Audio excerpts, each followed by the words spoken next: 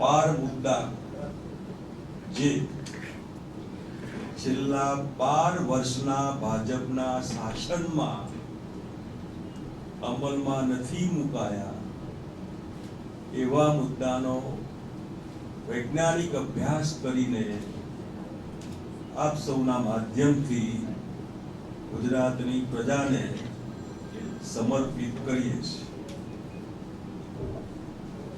Petrol અને ડીઝલના વેટની વાત સરકારના પેટમાં દુખતું હોય તો અમલમાં મૂકે. કર્મચારીઓની વાત કરી એ સરકાર ધારે તો મૂકી શકે. ગૃહિણીને ઘરનું ઘર એની વાત કરી. જે સરકાર ઇલેક્શન ઓરિએન્ટેડ ચૂંટણી લક્ષી લોલીપોપ આપી શકે હવે સરકારના નિર્ણયો, બીજેપી ગવર્મેન્ટના એક નિર્ણય હવે જે અમારા મુદ્દાના રિએક્શનમાં થશે એ લોલીપોપ હશે. પ્રજાને એનાથી સિવાય તાલી વાયદો લે તાલી એના સિવાય કઈ નહીં મળે. જો તમારે કરવું જ હતું આ બધું તો છેલ્લા 12 વર્ષમાં કેમ નહીં કર્યું? હવે 12 દિવસમાં તમે કેમ રઘવાયા થયા છો? માટે હું ભાજપની સરકારને વિનંતી કરું છું કે વાયદાના વેપારમાંથી બહાર નીકળે અને હકીકતોનો સામનો કરે. આજે જે ગૃહિણીઓને ઘરનો અર્બન એરિયાનો અમારો અભિગમ છે, હું પણ રિપીટ કરીશ કે બહેનોનો આભાર કે અમારી રક્ષાબંધનની આ યોજના, તમારી બાંધેલી આ રાખડી એ અમર રહેશે. આ ઇલેક્શનનો વાયદો નો કન્સેપ્ટ છે, અભિગમ છે, મોરલ કમિટમેન્ટ.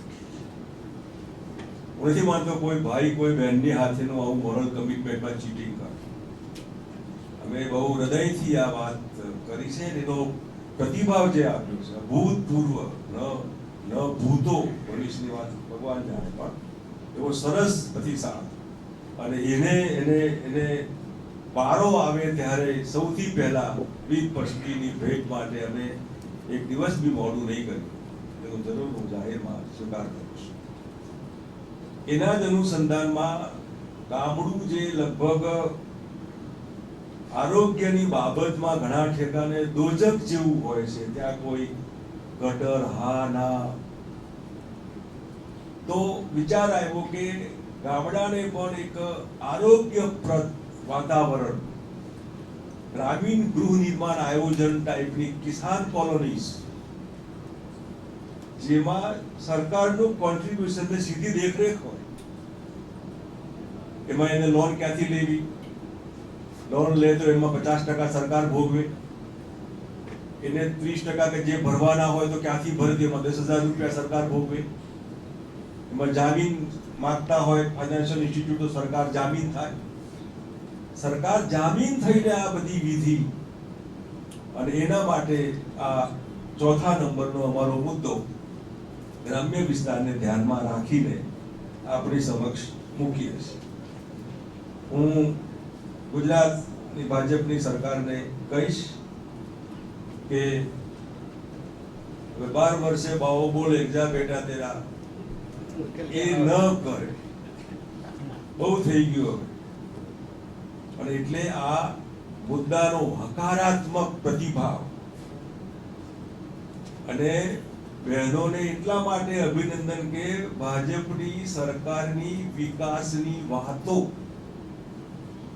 વિકાસ સૌનો સાથ સૌનો વિકાસ, એ વિકાસની વાતોના પરપોટામાં એવી પીન મારી છે જે નવરાત્રી સુધીમાં પરપોટો એમનો ફૂટી જાય.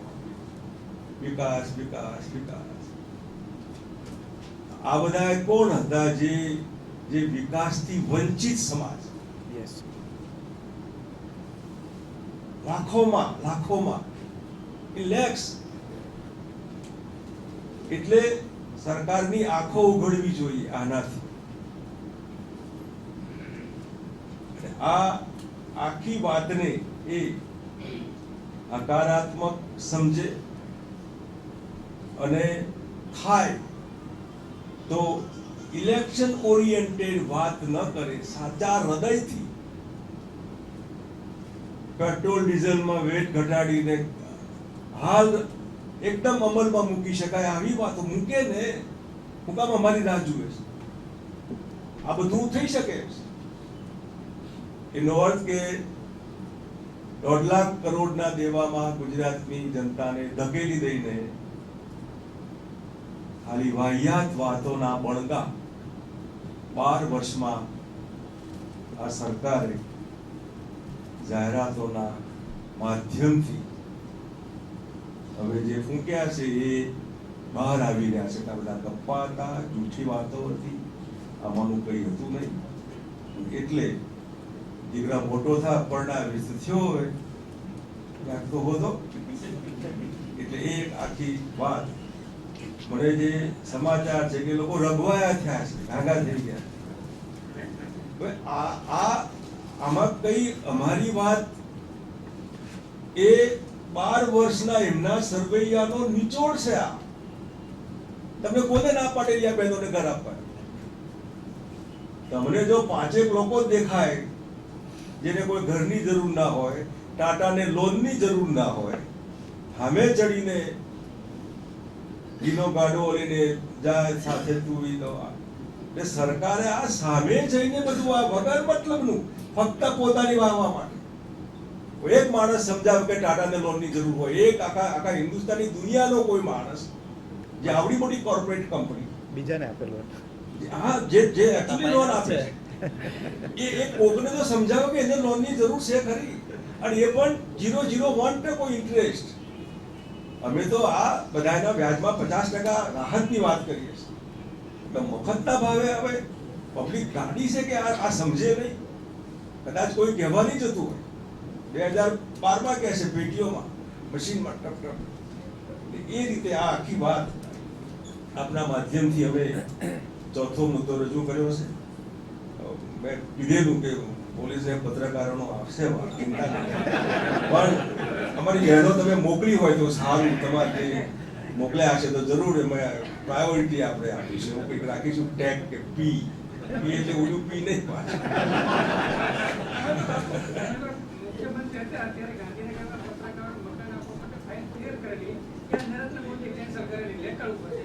એક કર્યું હતું અને પત્રકારો માટે મેં સ્પેશિયલ એક ફંડ બનાવવાની વાત કરેલી. તમારા બધાને 11th અવર પ્રોબ્લેમ હોય તો દોડાદોડી કરીને કોઈને આધાર લાવો, અમારો છોકરો હવે ના, તમારી પોતાની વાતોના એના આધાર ઉપર 2-5-10 કરોડ પડેલા હોય જેથી છોકરાઓના કોઈના કામમાં આવે. અને એ આજે લખવા માટે નથી કહેતો, પણ જોઈશું, જરૂર કહીશું. ધન્યવાદ.